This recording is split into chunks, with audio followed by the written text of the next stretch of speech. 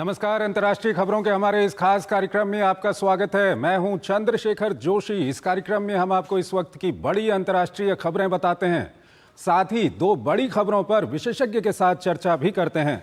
आज हम अमेरिका के राष्ट्रपति ट्रंप के ताबड़तोड़ फैसलों से दुनिया में मचे हड़कंप और चीन द्वारा पाकिस्तान की बेइज्जती पर चर्चा करेंगे। लेकिन आइए सबसे पहले आपको दिखाते हैं इस वक्त की अंतर्राष्ट्रीय हेडलाइंस।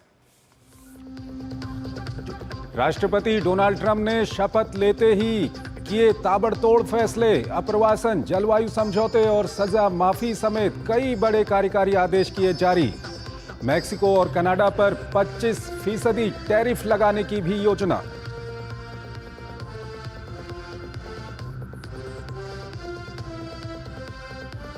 ट्रंप के सत्ता में लौटते ही रूस के राष्ट्रपति पुतिन ने चीनी समकक्ष जिनपिंग से की बात। द्विपक्षीय संबंधों को मजबूत करने पर चर्चा। पुतिन ने कहा रूस चीन संबंध साझा हितों, समानता और आपसी लाभों पर आधारित। जिनपिंग ने भी की मॉस्को और बीजिंग के बीच सहयोग की सराहना।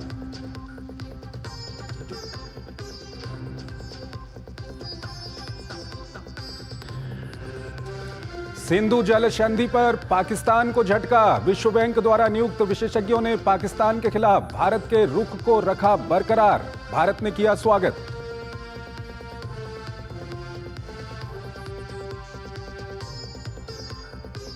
बांग्लादेश में एक बार फिर जलाए गए हिंदू मंदिर। गोपालगंज के काशियानी में उपद्रवियों ने हमला कर 2 मंदिरों में लगाई आग।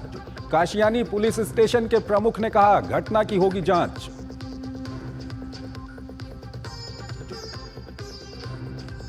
7 अक्टूबर 2023 को सुरक्षा चूक की जिम्मेदारी लेते हुए इजराइल के सेना प्रमुख हर्जी हलेवी 6 मार्च को देंगे इस्तीफा।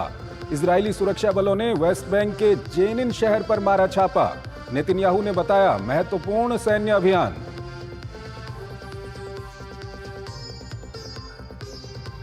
तुर्की के एक स्की रिजॉर्ट में लगी आग। 65 से अधिक लोगों की मौत और कई घायल। 12 मंजिला ग्रैंड कार्टेल होटल में आग लगने की घटना के दौरान 234 लोग थे मौजूद। किचन में लगी आग के बाद हुआ हादसा।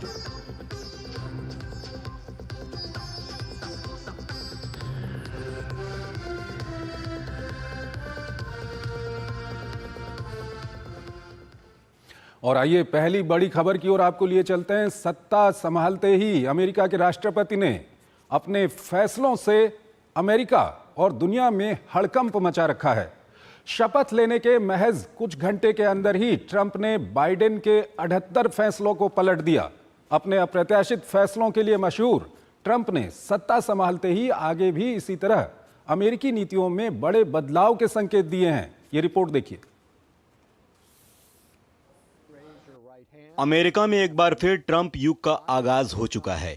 मेक अमेरिका ग्रेट अगेन के पथ पर आगे बढ़ते हुए राष्ट्रपति ने लोगों से किए वायदे के मुताबिक प्रशासनिक कामों को अंजाम देना शुरू कर दिया। अपने अप्रत्याशित फैसलों के लिए मशहूर ट्रंप ने सत्ता संभालते ही आगे भी इसी तरह अमेरिकी नीतियों में बड़े बदलाव के संकेत दिए। शपथ लेने के बाद महज कुछ घंटों के अंदर ही बाइडेन के 78 फैसलों को पलट दिया। अवैध प्रवासियों को बाहर निकालने, बच्चों की नागरिकता खत्म करने, विश्व स्वास्थ्य संगठन और पेरिस जलवायु समझौते से अमेरिका को बाहर निकालने जैसे फैसलों पर निर्णय लेकर दुनिया भर में संशय की स्थिति पैदा कर दी। फैसले के तहत ट्रंप ने देश की दक्षिणी सीमा पर आपातकाल घोषित करने के निर्देश जारी किए। अप्रवासियों के अमेरिका में जन्मे बच्चों को खुद ब खुद मिलने वाली नागरिकता के प्रावधान को समाप्त करने के फैसले पर हस्ताक्षर कर दिया। सेना को सीमाओं को सील करने का आदेश देकर ड्रग्स की तस्करी पर लगाम लगाने की कोशिश के साथ साथ मानव तस्करी और अन्य अपराधों पर अंकुश लगाने का काम किया। राष्ट्रपति ने उस आदेश पर भी हस्ताक्षर किए जिसमें ड्रग्स कार्टेल्स और अंतर्राष्ट्रीय गिरोहों को विदेशी आतंकवादी संगठन की सूची में डाला गया है। वहीं पड़ोसी देशों पर टैरिफ लगाने के फैसले ने संबंधों में खटास लाने का काम किया। कार्यकारी आदेश के बाद अब 1 फरवरी से कनाडा और मैक्सिको से आयातित वस्तुओं पर 25% टैरिफ लगाया जाएगा। अमेरिका को आर्थिक रूप से और समृद्ध बनाने की तरफ कदम बढ़ाते हुए ट्रंप ने टैरिफ बढ़ाने के फैसले को जायज ठहराया। ट्रंप के मुताबिक उनके इस फैसले से सिर्फ अमेरिकी उपभोक्ताओं को फायदा पहुंचेगा। नए टैरिफ का मकसद महंगाई पर काबू पाना, ऊर्जा की कीमतों को कम करने के साथ साथ अमेरिकी अर्थव्यवस्था को मजबूती प्रदान करना है। राष्ट्रीय ऊर्जा आपातकाल की घोषणा करते हुए ट्रंप ने ऊर्जा संकट का समाधान निकालने की कोशिश की। इसी सिलसिले में राष्ट्रपति ने आदेश जारी कर तेल और गैस उत्पादन बढ़ाने पर जोर दिया।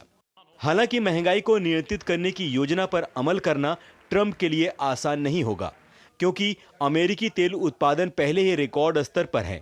इतना ही नहीं, हाउसिंग की कमी जैसी समस्याएं महंगाई को बढ़ावा दे रही हैं। इसके अलावा ट्रंप ने कई ऐसे फैसले लिए जो अमेरिकी नीतियों पर दूरगामी असर डालेगा। अपने समर्थकों को खुश करते हुए डोनाल्ड ट्रंप ने 6 जनवरी 2021 को हुई कैपिटल हिल हिंसा के आरोप में गिरफ्तार हुए तकरीबन 1600 लोगों की सजा माफ कर दी।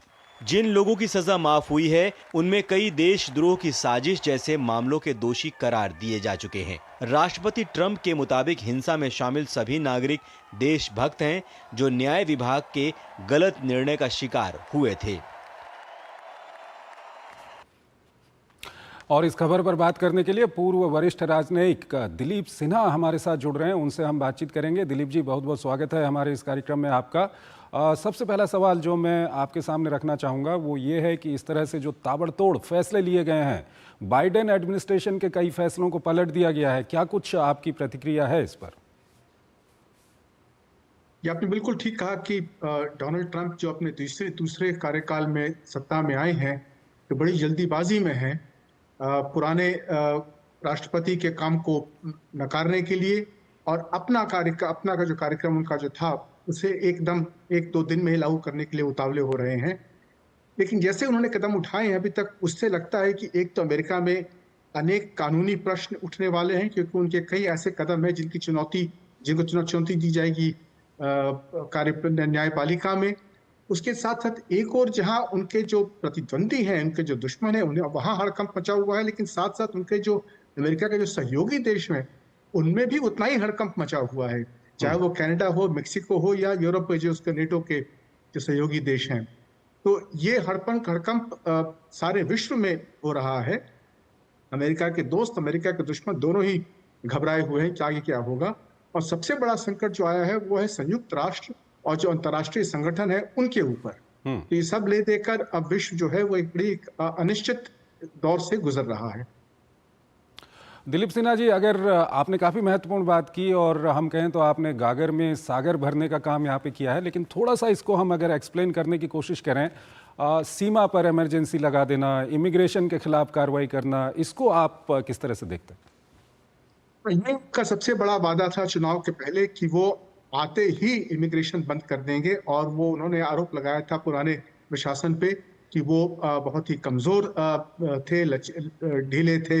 जो प्रवासी जो आ रहे थे मेक्सिको से थल सीमा के पार करके, तो वहां पर कार्रवाई करने के लिए उन्होंने फैसला किया है कि वहां पर एक बॉर्डर इमरजेंसी डिक्लेयर करके वहां पर सेना तैनात करेंगे।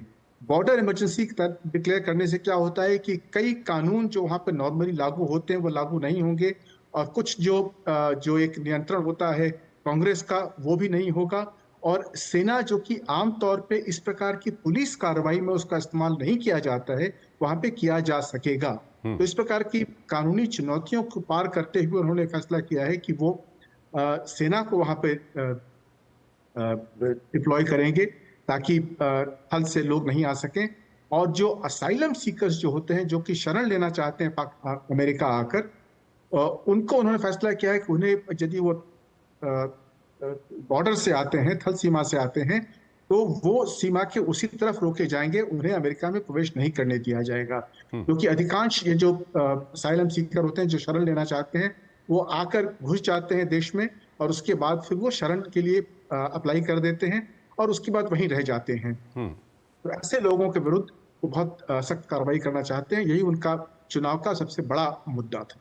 दिलीप सिन्हा जी, इसके अलावा अगर हम देखें जिस तरह से कनाडा को लेकर के, मैक्सिको को लेकर के, पनामा को लेकर के जो कुछ उन्होंने कहा है या जो फैसले लिए हैं, इसको आप किस तरह से देखते हैं?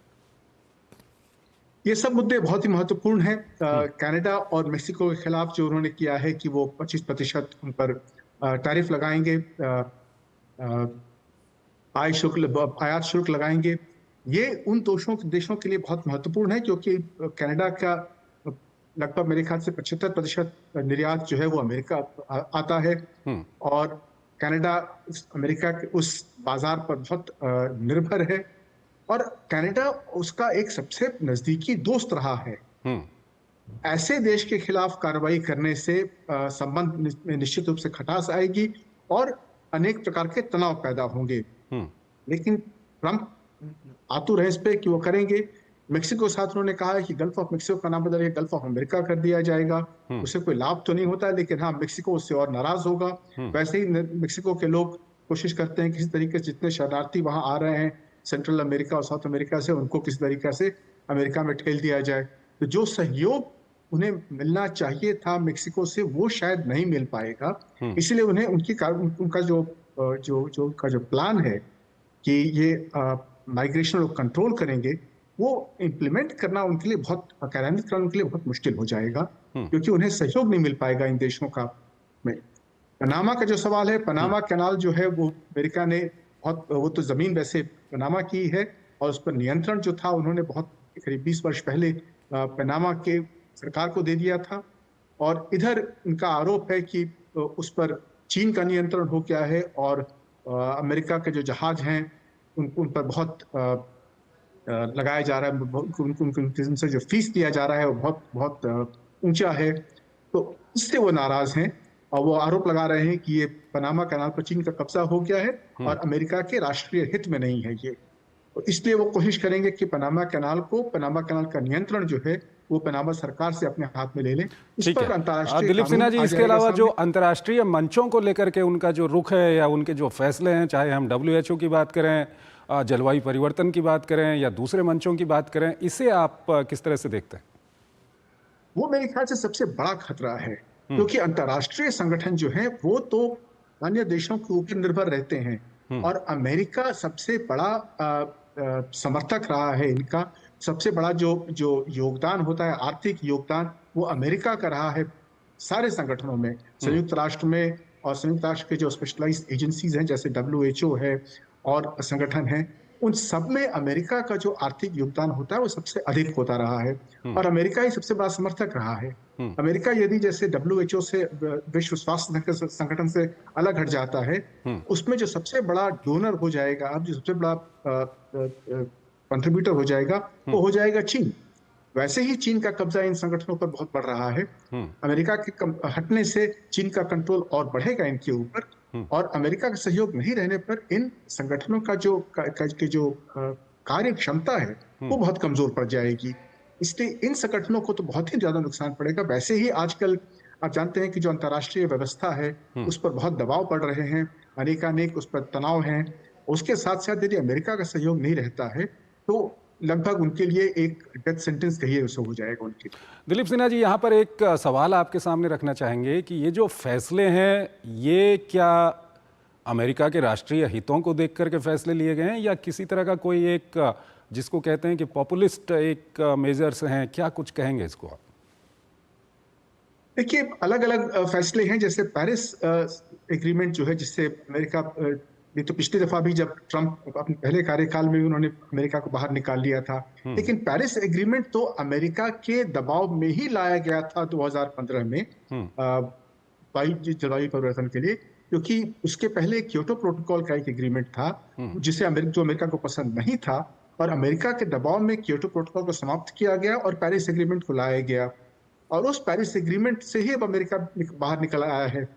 उससे पेरिस एग्रीमेंट को नुकसान नहीं पहुंच रहा है, उसके साथ साथ जो जलवायु परिवर्तन के विरुद्ध जो कार्रवाई होनी चाहिए दुनिया में, ऐसे ही कार्रवाई बहुत कम हो रही है। इस एग्रीमेंट से हटने से उस एग्रीमेंट का जो सत्यानाश हो ही जाएगा, उसके साथ साथ जो भी कार्रवाई हो रही है जलवायु परिवर्तन के खिलाफ, वो कार्रवाई भी बहुत कमजोर पड़ जाएगी। और अमेरिका के अंदर ही आपने देखा, कभी लॉस एंजलिस में आगजनी की घटना इतनी खतरनाक हुई है, और सब देख रहे हैं कि क्या नुकसान हो रहे हैं इससे। लेकिन डोनाल्ड ट्रंप ने अपना एक फैसला कर लिया है कि उन्हें तेल का दाम कम करना है और अमेरिका में तेल का उत्पादन बढ़ाना है, और इसलिए उन्होंने कहा है कि अमेरिका इस पेरिस एग्रीमेंट से हट जाए, ताकि उसके जो दायित्व है पेरिस एग्रीमेंट में, विशेषकर फॉसिल फ्यूल्स के विरुद्ध कार्रवाई करने की, वो हट जाएं और वो ऑयल इंडस्ट्री को खुली छूट दे दें नए तेल की खोज करने और निकालने में। ठीक है दिलीप सिन्हा जी, आप हमारे साथ बने रहिए। एक और विषय है जिस पर हम आपसे बातचीत करेंगे, लेकिन यहाँ पर हमको एक छोटा सा ब्रेक लेना है। एक छोटा सा ब्रेक लेते हैं। खाने में तो स्वाद नहीं है। अरे किफायती लाल सस्ते वाले दाल मसाले स्वाद हुआ बेकार। इधर कीमती लाल को देखो खाना बना कमाल। एमडीएच की हल्दी मिर्ची धनिया करे कमाल। ये रंग दे, ये खुशबू दे, ये तीखा, ये कम पड़े। क्या निराला एमडीएच मसाला। मेरी पसंद, मेरी पसंद, मेरी पसंद, मेरी पसंद, हमारी पसंद, हम सबकी पसंद। मजबूत देश का मजबूत सरिया हो गया स्टील। मिठाई तो हमारे जमाने में होती थी। हाँ तो जाइए ना अपने जमाने में। रोमांस तो हमारे जमाने में होता था। पेमेंट भी उसी जमाने का है। अरे भैया डिजिटल पेमेंट करना सीखिए नए जमाने में। इजी सेफ एंड फास्ट है। हमने तो इनको डिजिटल पेमेंट करना सिखा दिया। आपने ये सेल्फी लेते हैं, ये हमारे जमाने का है। आरबीआई कहता है कि डिजिटल पेमेंट अपनाओ, औरों को भी सिखाओ। रिटायरमेंट प्लानिंग के लिए तेरा एसआईपी के बारे में क्या ख्याल है? रिटायरमेंट अभी तो पूरी लाइफ बाकी है यार। और तुझे नहीं लगता अगर रिटायरमेंट के बारे में अभी से नहीं सोचे तो आगे जाके प्रॉब्लम होगी? पर रिटायरमेंट के बारे में सोचना क्यों है इतना जरूरी? जब तक आप रिटायर हो जाएंगे महंगाई काफी ज्यादा बढ़ जाएगी और आपकी इनकम वो तो रुक ही जाएगी। इसीलिए आज ही म्यूचुअल फंड्स में एसआईपी शुरू कीजिए और हर महीने थोड़ा थोड़ा करके धन इकट्ठा कीजिए एक कंफर्टेबल रिटायर्ड लाइफ जीने के लिए। अधिक जानकारी के लिए अपने वित्तीय सलाहकार से परामर्श करें। LIC म्यूचुअल फंड द्वारा निवेशक शिक्षा की एक पहल। म्यूचुअल फंड निवेश बाजार जोखिम के अधीन है। योजना से संबंधित सभी दस्तावेजों को ध्यान से पढ़ें। MDH का किचन किंग किचन में हो तो हम सब कुछ बना सकते हैं। बैंगन का भरता, आलू गोभी, भिंडी मसाला और भी बहुत कुछ। MDH। स्वागत है आपका ब्रेक के बाद। पाकिस्तान में चीन के धन से बने ग्वादर अंतर्राष्ट्रीय एयरपोर्ट का उद्घाटन हो गया है। पाकिस्तान सरकार ने इसे अपनी जनता के सामने एक बड़ी सफलता के रूप में रखा, लेकिन चीन सरकार के मुखपत्र ने कुछ ऐसा कह दिया कि पाकिस्तान की बेइज्जती हो गई। इसके बाद पाकिस्तान की आवाम अपनी सरकार और चीन पर आग बबूला हो गई है। ये रिपोर्ट देखिए।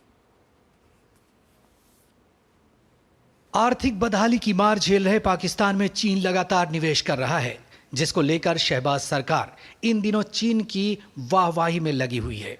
इस बीच चीन के पैसों से बने ग्वादर इंटरनेशनल एयरपोर्ट को लेकर पाकिस्तान की सरकार गर्व कर रही है और इसका जश्न मना रही है। इसी कड़ी में सोमवार को पाकिस्तान इंटरनेशनल एयरलाइंस का विमान नए ग्वादर इंटरनेशनल एयरपोर्ट पर उतरा। पाकिस्तान के पीएम शहबाज शरीफ ने इस एयरपोर्ट को चीन के साथ दोस्ती का प्रतीक बताया। हालांकि CCP यानी चाइनीज कम्युनिस्ट पार्टी के मुखपत्र माने जाने वाले ग्लोबल टाइम्स ने इसे डोनेशन करार दिया है। ग्लोबल टाइम्स ने एक्स पर पोस्ट करके बताया, चीन द्वारा दान किए गए नए ग्वादर अंतर्राष्ट्रीय हवाई अड्डे ने सोमवार को आधिकारिक रूप से परिचालन शुरू कर दिया। कराची से पाकिस्तान इंटरनेशनल एयरलाइंस की पहली उड़ान PIA 503 इस नए हवाई अड्डे पर पहुंची। वहीं इस बीच ग्लोबल टाइम्स के एयरपोर्ट को दान बताए जाने के बाद पाकिस्तानी अवाम अपनी सरकार और चीन से खफा है। लोगों के मुताबिक ग्वादर एयरपोर्ट CPEC के उत्पीड़न का प्लान है। बता दें कि ग्वादर का एयरपोर्ट पाकिस्तान चीन इकोनॉमिक कॉरिडोर का हिस्सा है। इसे चीन की सरकार के पैसे से बनाया गया है, जिसके लिए चीन ने पाकिस्तान को $230 मिलियन का अनुदान किया। इस एयरपोर्ट को बनाने की आधारशिला इमरान खान ने मार्च 2019 में रखी थी। इस एयरपोर्ट का अक्टूबर 2024 में शहबाज शरीफ ने उद्घाटन किया था। वहीं 20 जनवरी 2025 को पहली बार एक विमान इस एयरपोर्ट पर उतरा। गौरतलब है कि बलूचिस्तान में ग्वादर चीन के लिए काफी अहम है। पाकिस्तान के ग्वादर में चीन अरबों डॉलर का निवेश कर रहा है। यहाँ बने बंदरगाह पर भी चीन बड़ा निवेश कर चुका है। ग्वादर का बंदरगाह बेल्ट एंड रोड इनिशिएटिव का हिस्सा है। ग्वादर बंदरगाह बनाने के पीछे चीन का उद्देश्य पश्चिम एशिया, अफ्रीका और यूरोप के लिए चीन के व्यापार मार्ग को कम करना था। हालांकि बलूचिस्तान के लोग इस CPEC का कड़ा विरोध कर रहे हैं और इस दौरान चीन के कई इंजीनियरों की यहां पर हत्या भी हो चुकी है। दिलीप सिन्हा हमारे साथ जुड़े हुए हैं, पूर्व वरिष्ठ राजनयिक हैं, उनसे हम इस मामले पर बातचीत करेंगे। दिलीप जी, जहां पाकिस्तान की ओर से कहा गया कि ये जो ग्वादर एयरपोर्ट है ये पाकिस्तान और चीन की दोस्ती का प्रतीक है, वहीं ग्लोबल टाइम्स ने कहा कि ये चीन के द्वारा दान दिया गया है पाकिस्तान को। और जब ग्लोबल टाइम्स की ओर से ये कहा गया तो वहाँ पर पाकिस्तान के अंदर में जो लोग हैं वो सोशल मीडिया पर काफ़ी कुछ कमेंट्स कर रहे हैं, काफ़ी कुछ लिख रहे हैं। उनका कहना है कि ये कहीं ना कहीं पाकिस्तान की बेइज्जती की है चीन ने। क्या कुछ कहेंगे आप? अब ये तो पाकिस्तान को सोचना होगा। चीन ने जो दिया है पाकिस्तान को, चीन पाकिस्तान को अपना दोस्त तो मानता ही है, लेकिन दोस्त जो इतनी इस बदहाली की हालत में है उसे तो चीन केवल दान ही दे सकता है। उसे आप भिक्षा कहिए या कर्ज कहिए या दान कहिए, जो कहिए। चीन का जो बेल्ट एंड रोड इनिशिएटिव है, जिसे BRI कहते हैं, जिसके अंतर्गत जिसका सबसे बड़ा प्रोजेक्ट है चीन पाकिस्तान आर्थिक गलियारा, जिसे CPEC के नाम से जाना जाता है, जो कि चीन से ग्वादर तक सड़क का और आगे फिर रेल की व्यवस्था का भी प्लान है, उसका एक हिस्सा है। उसके तहत चीन ने पाकिस्तान में लगभग 60-62 बिलियन डॉलर का प्लान बनाया है। उसमें से काफ़ी पैसा खर्च हो चुका है और उसी के तहत ये ग्वादर में ये एयरपोर्ट बनाने का प्लान है। इस एयरपोर्ट का लगभग सारा पैसा, करीब 25 करोड़ डॉलर चीन ने खर्च किया है यहाँ पर। और ये बहुत बड़ा एयरपोर्ट है, 3.5 किलोमीटर लंबा इसका रनवे होगा। उसके अलावा इसमें 4 लाख यात्री यहाँ पर प्रति वर्ष यात्रा कर सकते हैं। इतना बड़ा एयरपोर्ट क्यों चाहिए पाकिस्तान को, ये शायद न पाकिस्तान ने स्टडी किया है और न ही चीन ने स्टडी किया है। इसका कोई कमर्शियल यूज तो हो नहीं सकता है। ग्वादर बहुत छोटा शहर है, क्योंकि अब शहर भी नहीं है, और वहाँ ऐसा कोई वाणिज्यिक वहाँ पर कोई इसका महत्व नहीं है, इसके कारण इतनी बड़ी पूंजी वहाँ लगाने का कोई औचित्य हो सके। लेकिन चीन ने किया है। चीन के लिए इसका एक सामरिक महत्व है, क्योंकि ग्वादर CPEC गलियारा जो है उसका एक छोर है। ग्वादर अरेबियन सी पर एक बहुत महत्वपूर्ण पोर्ट है, जहां पर चीन का नेवल बेस बन रहा है, और उस नेवल बेस के समर्थन के लिए वहां पर एक एयर बेस भी चीन के लिए जरूरी है। इसलिए चीन ने वहां पर ये एयर बेस स्थापित किया है। उसे वो दान कहता है, लेकिन वास्तव में ये तो का अपना बेस बन रहा है पाकिस्तान की धरती पर, इसलिए उसने वहां पैसा निवेश किया है। और जो कुछ पैसा खर्च करता है BRI, वो एक प्रकार से दान नहीं होता है, वो कर्ज होता है। और जो कर्ज का जो शिकंजा होता है, वो चीन ने बहुत अनेक देशों पर लगा दिया है लेकर। पाकिस्तान तो बिल्कुल उसमें फंस चुका है, और इसे दान कहना तो बिल्कुल झूठ है। इसे चीन का कर्ज का शिकंजा कहना चाहिए, जिसमें कि पाकिस्तान बुरी तरह फंस चुका है।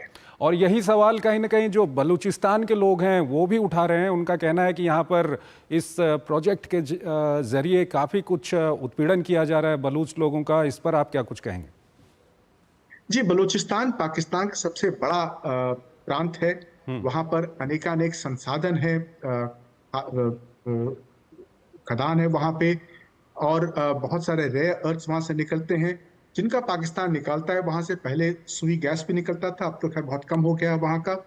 लेकिन बलूचिस्तान के जो संसाधन है, जो प्राकृतिक संसाधन है, उनका शोषण करता है पाकिस्तान वहाँ से। और वहाँ की जो आबादी है वो वैसी जैसे पहले थी वैसी अभी भी है। और वहाँ पर चीनी कर्मचारी वहाँ भर गए हैं, जहाँ पर वो रोड बना रहे हैं। और बलूचिस्तान के लोग बेचारे अपने अधिकारों के लिए जिद्दोजहद कर रहे हैं, और कई तो आतंकवाद पर भी उतारू हो गए हैं। इस प्रकार पाकिस्तान वहां पर सेना कार्रवाई कर रहा है उनके खिलाफ।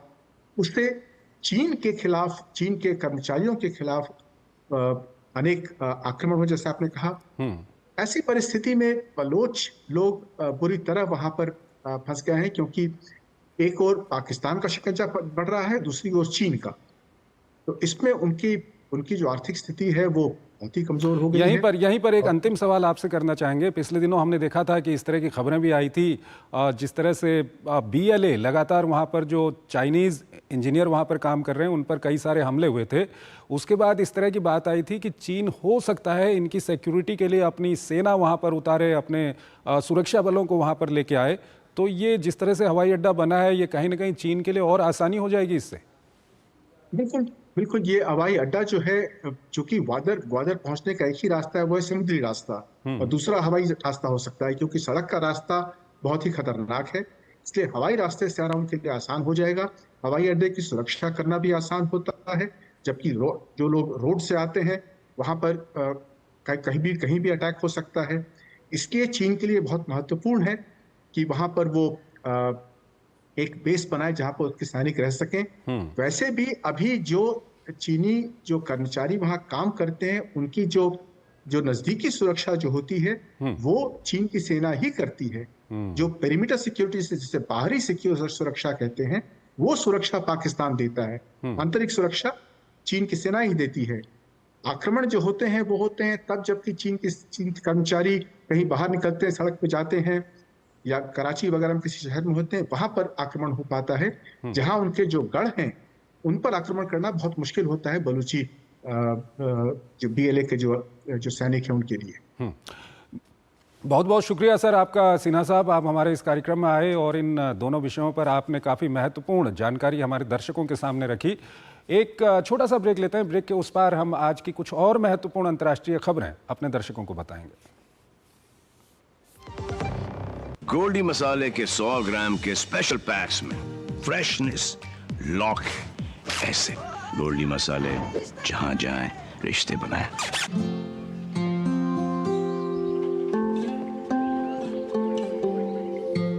सर, पहली कॉफी अम्मा के लिए।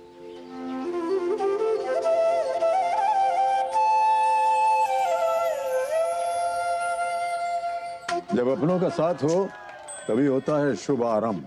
इसीलिए सिर्फ मुथूट फाइनेंस सदियों से देता आ रहा है हर नई शुरुआत में अपनों जैसा भरोसा। Muthoot finance, India's number 1 most trusted financial services brand. हर शुभ आरंभ में अपनों जैसा भरोसा। तो गोल्ड लोन के लिए अभी फोन कीजिए 1-800-313-1212।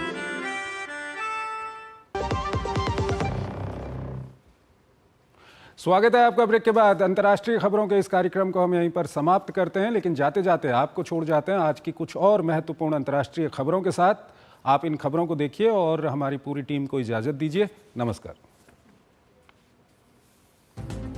अमेरिका के डोनाल्ड ट्रंप के शपथ लेने के कुछ घंटे बाद रूस के राष्ट्रपति व्लादिमीर पुतिन और चीन के राष्ट्रपति शी जिनपिंग ने वीडियो कॉन्फ्रेंसिंग के जरिए बातचीत की। इस दौरान पुतिन ने कहा कि मॉस्को और बीजिंग द्वारा संयुक्त विदेश नीति सहयोग विश्व मामलों में एक महत्वपूर्ण भूमिका निभाता है। वहीं राष्ट्रपति शी जिनपिंग ने कहा कि चीन रूस के साथ संबंधों को नए स्तर पर ले जाने और बाहरी अनिश्चितता का विरोध करने के लिए तैयार है। बांग्लादेश में एक बार फिर हिंदू मंदिरों को जलाने की घटना सामने आई है। गोपालगंज के काशियानी में उपद्रवियों ने रात भर हमला कर 2 मंदिरों में आग लगा दी। यह घटना मंगलवार तड़के काशियानी उपजिला के फुलकरा यूनियन के तारोल नॉर्थ पारा गांव में हुई। काशियानी पुलिस स्टेशन के प्रमुख मोहम्मद शफीउद्दीन खान ने घटना की पुष्टि की और आश्वासन दिया कि जांच की जाएगी। दरअसल बांग्लादेश में अंतरिम सरकार के गठन के बाद हिंदू मंदिरों पर हमले की घटनाएं बढ़ गई हैं। तुर्की के एक स्की रिजॉर्ट में आग लग जाने से 65 से अधिक लोगों की मौत हो गई। बोलू में स्थित 12 मंजिला ग्राउंड कार्टेल होटल में लगी थी आग। उस दौरान वहां 234 लोग रुके हुए थे। गवर्नर अब्दुल अजीज अदीन ने कहा कि शुरुआती जांच से पता चला है कि आग 4थी मंजिल पर स्थित किचन में लगी थी, जो बाद में ऊपर की मंजिलों पर फैल गई। फ्रांसीसी राष्ट्रपति इमैनुअल मैक्रोन ने कहा कि यूरोप के सैन्य बजट पर खर्च किए गए करदाताओं के अरबों यूरो का उपयोग केवल अमेरिकी हथियार खरीदने के लिए नहीं किया जाना चाहिए। इसके बदले घरेलू रक्षा उद्योगों में अधिक निवेश पर जोर दिया जाना चाहिए। दरअसल ट्रंप ने कहा था कि यूरोपीय लोग अपनी रक्षा के लिए पर्याप्त भुगतान नहीं करते हैं। इस पर मैक्रोन ने कहा कि यूरोप को और अधिक खर्च करना चाहिए। मार्शल लॉ के अल्पकालिक आदेश के कारण गिरफ्तार हुए दक्षिण कोरिया के निलंबित राष्ट्रपति यून सुक योल ने पहली बार सार्वजनिक रूप से कोर्ट में पेश हुए और अपने मार्शल लॉ के फैसले का बचाव किया। उन्होंने दावा किया कि उनके द्वारा सेना को सांसदों को नेशनल असेंबली से बाहर निकालने का कोई आदेश नहीं दिया गया था। अदालत में उन्होंने कहा कि उनका मार्शल लॉ लागू करने का उद्देश्य देश में स्थिरता लाना था, न कि लोकतांत्रिक प्रक्रियाओं को बाधित करना। अफगानिस्तान में तालिबान सरकार ने संयुक्त राज्य अमेरिका के साथ कैदी अदला बदली समझौते के तहत हिरासत में लिए गए अमेरिकियों को रिहा करने की घोषणा की है। काबुल में तालिबान के विदेश मंत्रालय ने अमेरिकी नागरिकों का नाम नहीं बताया, लेकिन कहा कि उन्हें खान मोहम्मद के बदले छोड़ा गया है, जिसे 2 दशक पहले पूर्वी अफगान प्रांत नंगरहार में गिरफ्तार किया गया था और वह कैलिफोर्निया में आजीवन कारावास की सजा काट रहा है।